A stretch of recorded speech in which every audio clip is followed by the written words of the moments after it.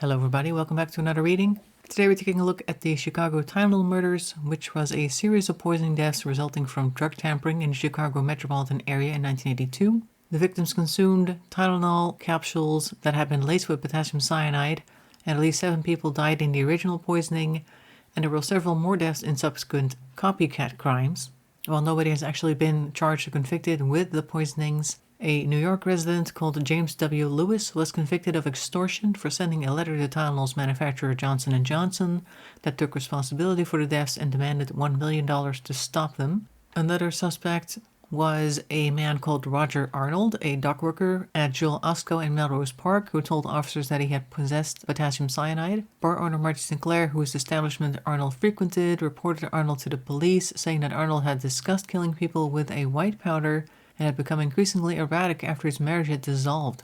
Arnold had worked with the father of one of the victims, Mary Reiner, at a warehouse, and his wife had been treated at a hospital across the street from the store in which Reiner bought her cyanide-laced pills. Now both of these were cleared, as in 2010 DNA samples were collected from both Lewis and Arnold, who had passed away in June of 2008, and his body was exhumed exactly for that purpose. Neither's DNA matched the DNA samples found on the tainted bottles, which the police had discovered. DNA samples were also requested by the FBI from the Unabomber, Ted Kaczynski. Kaczynski had denied ever possessing potassium cyanide, but because the first crimes of the Unabomber happened in Chicago and its suburbs from 1978 to 1980, they wanted to check anyway, just in case. Though currently there is nothing in here about any conclusion, but I'm guessing it was not a match. Now, on September 28, 1982, 12-year-old Mary Kellerman was hospitalized after consuming a capsule of Extra Strength Tylenol. She passed away the next day. On September 29th, 6 other individuals consumed contaminated Tylenol, including Adam Janus, Stanley Janus, Theresa Janus, and they each took Tylenol from a single bottle. Now, the Januses, Mary McFarland, Paula Prince, and Mary Rayner would also die after consuming the pills. Now, 3 Januses passing away within a very short amount of time led to an investigation by nurse Helen Jansen, which was the only public health official of Arlington Heights. They visited the household and discovered a Tylenol bottle with an accompanying receipt indicating that it had been purchased the same day. Noticing that there were 6 pills missing, she turned the bottle over to investigator Nick Pichos and reported her suspicion that it was related to their deaths. Pichos then called Edmund R. Donahue, Deputy Chief Medical Examiner for Cook County, who suspected that cyanide may be the culprit, who also asked Pichos to smell the bottle. When Pichos smelled an almond-like scent, Donahue asked the county chief's toxicologist Michael Schaffer to test the capsules, and Schaffer's team determined that 4 of the 44 remaining capsules from the Janus bottle contained nearly 3 times the fatal amount of cyanide. After that, a press conference was held advising the public not to take Tylenol for the time being. This, of course, led to a recall by Johnson & Johnson for all Tylenol from that lot, the one that the Januses had, which was also the same lot that the 12-year-old Mary Kellerman had. It turned out that there were other tainted bottles of different lots as well, so the recall expanded to cover those lots and any bottle of extra strength capsules from any lot purchased in the Chicago area, making it one of the largest pharmaceutical recalls ever. During a multi-agency investigation, they found that the tampered pills had been sold or were on the shelves at a variety of stores in the Chicago area, including 2 different Jewel food locations, one in Arlington Heights and one in Elk Grove Village, an Osco drugstore in Schaumburg, a Walgreens and a Dominick's, both in Chicago, and a Frank's Finer Foods in Winfield. 1 bottle had been purchased, but due to an off scent not yet been used by Linda Morgan, the wife of Judge Lewis V. Morgan. In an effort to reassure the public, Johnson & Johnson, manufacturer of Tylenol, distributed warnings to hospitals and distributors and halted Tylenol production and advertising. After other incidents, like strychnine added to Tylenol bottles in California, a nationwide recall of Tylenol products was issued on October 5, 1982. An estimated 31 million bottles that were in circulation with a retail value of over $100 million US, or a $326 million in 2024, was recalled. And Johnson & Johnson offered to exchange all Tylenol capsules already purchased by the public for solid tablets, which of course were a lot harder to mess with. And for some time, customs at airports outside the US asked visitors if they brought Tylenol medicine with them from their trip in the US. Now, there were a lot of copycats as well. I'm not going to go through all those because then we'll be here for quite a few times. We're going to focus mostly on the original Tylenol poisonings. And since both Lewis and Arnold were ruled out via DNA, and I don't think that Ted Kaczynski had anything to do with it, at least it doesn't say anything about that. And since it was 2011 when they requested his DNA, I'm pretty sure we would have heard something about it by now. It is still unsure who did this and why. And that is why I was asked to do a reading on this case. And we're going to do that starting with the Deviant Moon Tarot deck, which is already on the table. And for any further questions, moving on to the Urban Tarot deck, which is this one. So as per usual, I'm going to start shuffling the deck. As soon as I have a table full of cards, we're going to stop and take a look. So without much further ado, let's get started.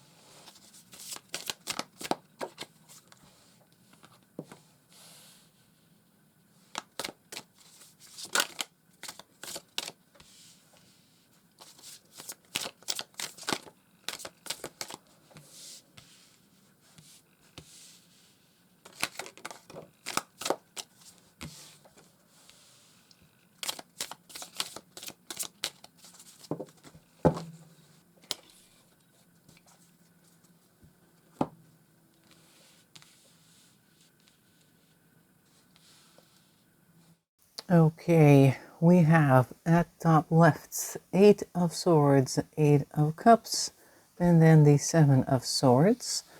So this combination strikes me as somebody who has some type of mental illness going on, particularly this 8 of Swords and 8 of Cups combination over here, because the 8 of Swords is already quite moon touched. As you can see, there's a direct beam from the moon to the head of this person who appears to be flailing outside of the window at night, appears, so there's definitely some issues there. 8 of Swords also being a card that shows entrapment that may or may not be real. So it could be that they felt persecuted or trapped or something, but they were definitely unable to go anywhere else, like unable to walk away from that feeling, with this 8 of Cups also in reverse. And then we have the 7 of Swords over here, which could point towards lies, maybe purposely held in place or maybe fed to them by other people. It's in reverse, so it could be that they've been doing this balancing act for a while. As you can see in the card, they seem to be like a sword swallower there. But I'm also wondering if this is also things coming in from the outside which are not seen as they really are.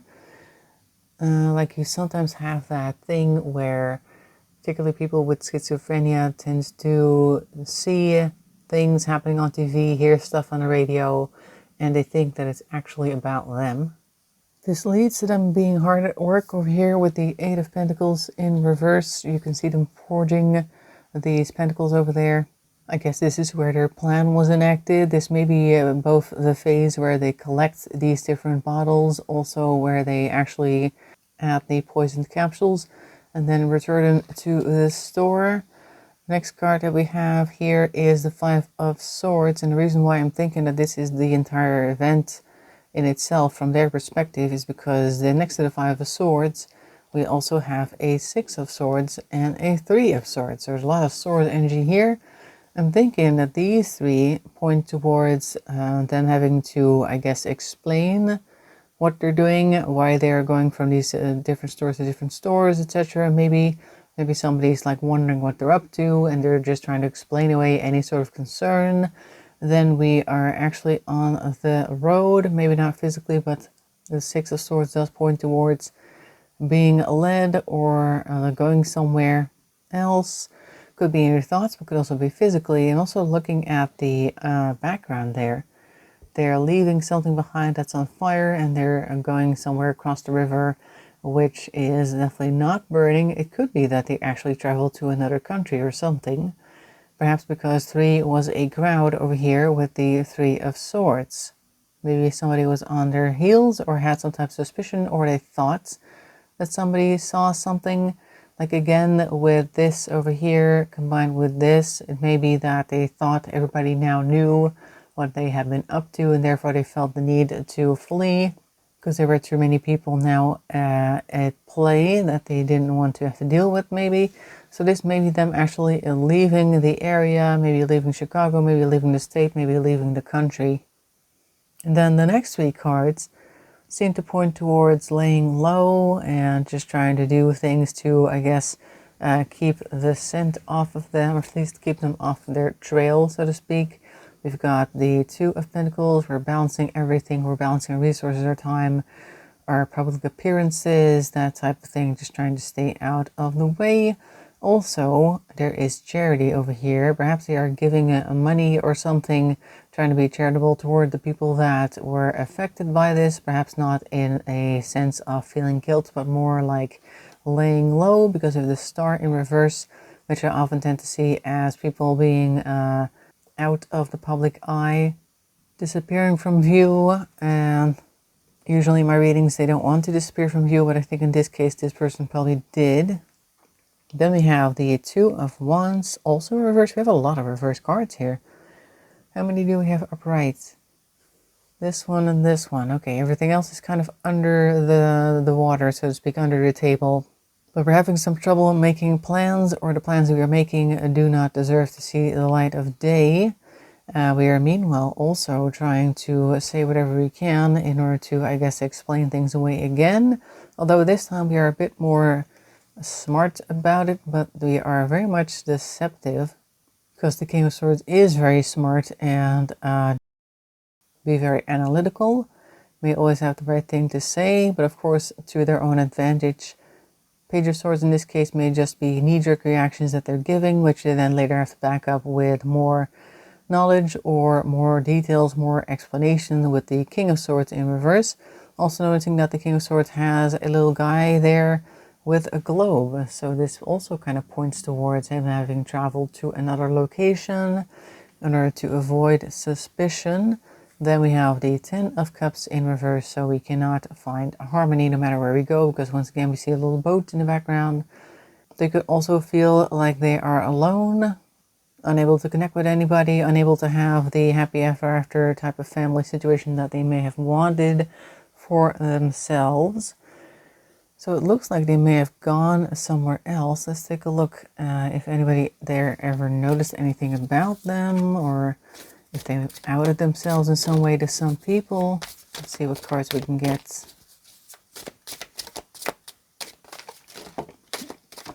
Okay, one over there. And the 9 of Pentacles. Okay, so we're doing fairly well. They may actually have a bit of money, or somebody that they're related to has a bit of money, so they may have been traveling on somebody else's dime, having a good life, at least enjoying the wealth that they have at their disposal, taking some time to relax. They may also have just been traveling the world.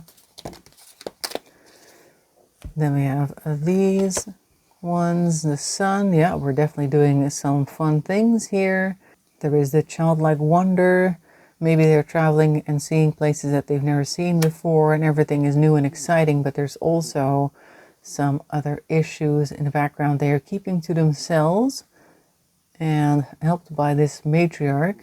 Now this hermit over here, normally the hermit is like trying to, like I guess, retreat from the public view so you can come to your senses and think things through, that type of thing, like meditation and things like that. But this hermit always strikes me as somebody who is living in the gutter. You can see him lighting up something, so maybe there's also an element of hedonism there. They may find themselves living some type of life that is very luxurious, but also very empty. That's kind of the vibe I'm getting from these 3 cards. And then we have the matriarch over here, which I'm guessing may even be a reference to a parent or somebody who is looking out for them, who may also know what they are capable of, or is willfully looking the other way and tries to keep them under her wing. So they may be shielded from any sort of negative repercussions by this matriarch.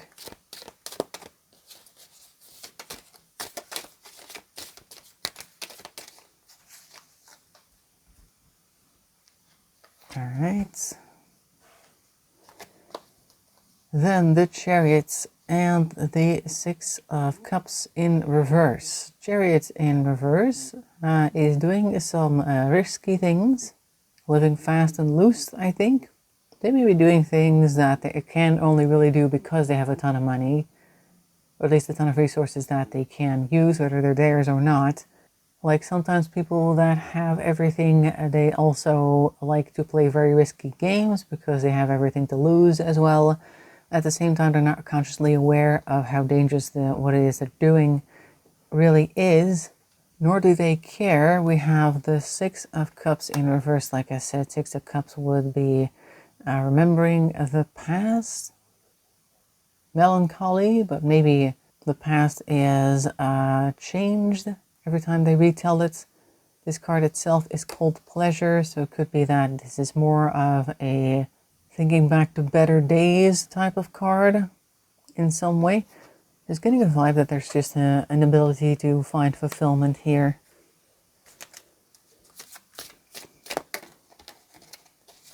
Nope. Okay, that one did actually want to pop out of the deck. Yeah, here we go. Luxury, the Four of Cups. This is kind of also the vibe I was getting from the Six of Cups, like that lifestyle of we have everything and now I'm bored. What do? I don't really feel like getting up. I feel like doing nothing at all today, not even really putting my clothes on, taking a shower, who cares?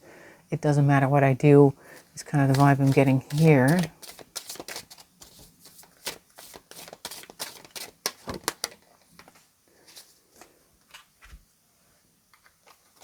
Then we have the Princess of Swords, which is the Page of Swords. We have the Page of Swords here as well, so we're still telling lies.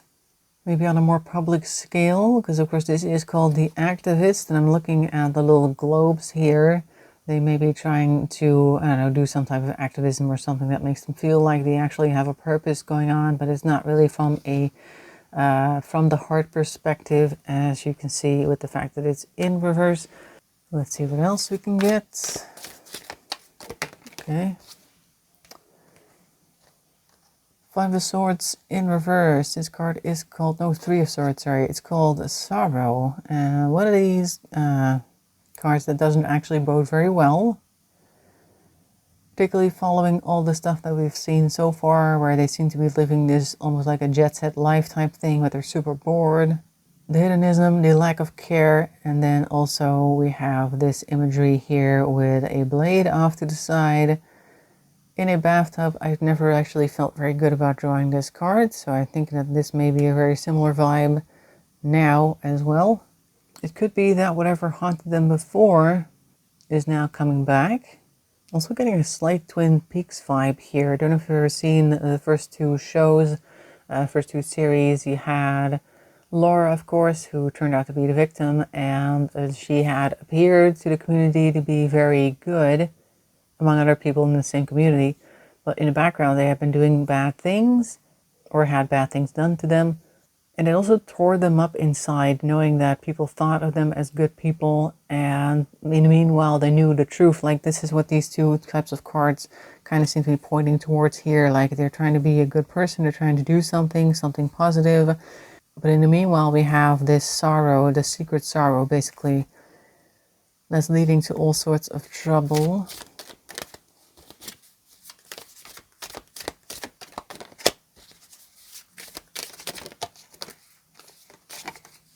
Two of them dropped off. We have Seven of Wands. Okay, we might once again feel persecuted because the Seven of Wands is a card that is kind of like feeling challenged, like these people are protesting against you, a type of thing. We have the Five of Swords. I think they feel persecuted again, and they're trying to make the problem go away, maybe with some more risky behavior. It could be that they actually do some gambling or they're risk-taking, but it's actually not helping them in any way. The card itself here is also called Defeat, so it could be that they do not get what they want from that. the house wins in that case. I might have said the Seven of Swords. I'm pretty sure it said Seven of Wands, but just in case, Seven of Wands obviously feeling challenged. I feel like he is being challenged again, but now with this Five of Swords, like people may be asking him questions about the things that he's doing. This may be an argument as well, but I feel like the people that are arguing with this person don't know the full story, so they may be arguing from a more logical perspective, like, why did you do that? Why wouldn't we do this? So what happened here? And they, meanwhile, the perpetrator feels like they are being found out, so they may be feeling like there's a whole different type of interrogation going on here than is actually happening. So let's see how they react to that. Okay, that was a quick one. The Eight of Cups again, and also again in reverse. So now they still want to get away from this feeling. It's also a kind of, it's still here type of vibe. Like the thing they were trying to make go away beforehand through various ways, among which this, but also the action in Chicago as well.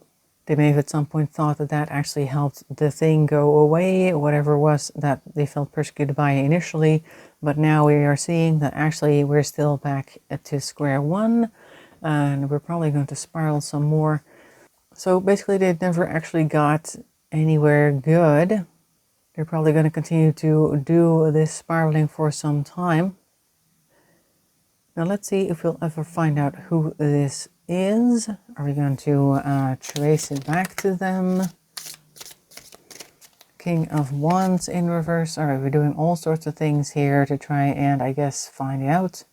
Or trying to stay out of view, because of course you do not want to be found out. Then we have some people surrounding them as well that are willing to defend and step up for them.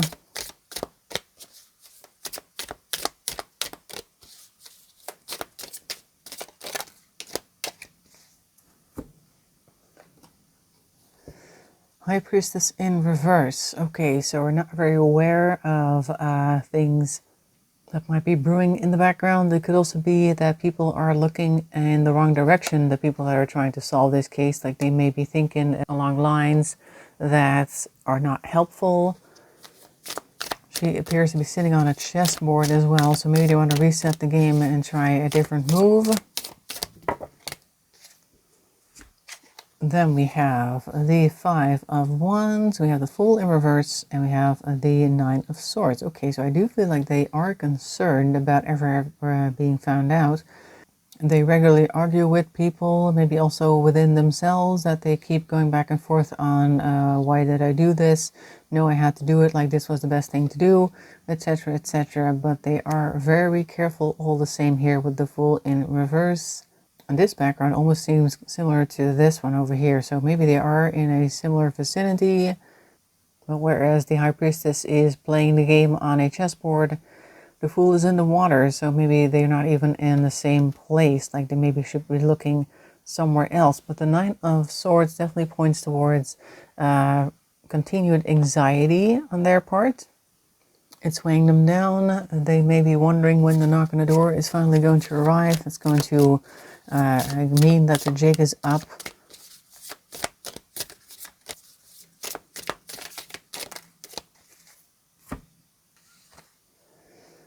Two of Cups. Okay, so maybe there is somebody on their side, whether they want to be or not. Because not only are they basically pushing this person into the corner, there's also the ribbon over here that's kind of tied around them, but also tied around their foot, so they can't really go anywhere. I'm getting like a for better or worse, but mostly for worse vibe from this card over here, particularly in combination with what we've seen so far. So maybe there is somebody there in their life who's helping them out. And the red splatters on the floor could be the nail polish, it could be blood, it could also be wine. Nobody knows, and maybe they don't know it either. Like, it's been so many years that they've been together, been through so many things that they hardly even know what's what anymore. That's kind of the vibe again from that card as well. But they appear to still be on board with them. Maybe there is some hope that they might change for the better. I don't know. I feel like this is definitely pointing towards another person in their life who may not know what they did. Otherwise, they probably wouldn't be there. But do know that there's something about them that makes them different and perhaps hard to deal with.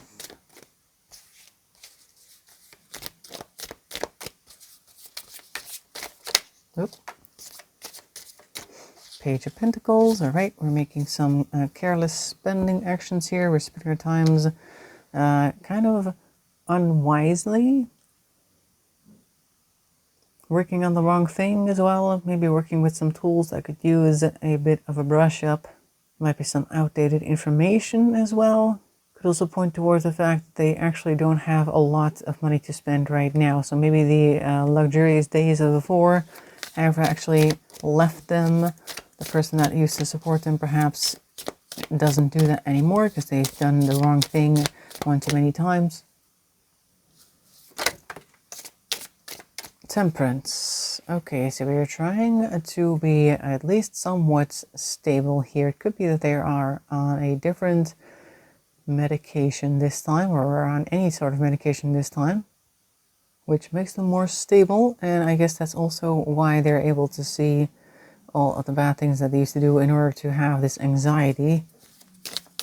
And the Fool in reverse, which you need like a bit of sense about you in order to be able to do things in a certain way that you do not get detected.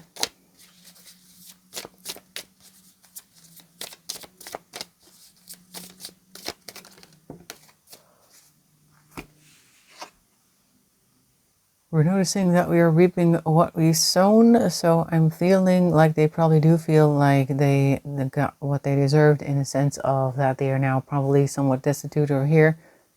But they may occasionally still try to get something from the people that they used to know, in the way that they appear to have stabbed this tree and tried to draw blood from it repeatedly in the past. So they may occasionally try to hit up the old connections to see if they can get anything extra.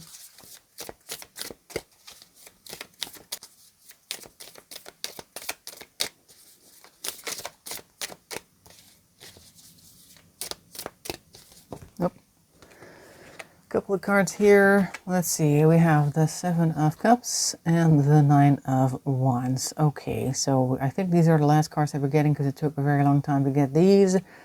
Seven of Cups, wishing things were better, maybe trying to live some type of life even though we know what's behind the curtain, or in this case the board. Like everything they do is tainted by their past, obviously, because it's still on their mind.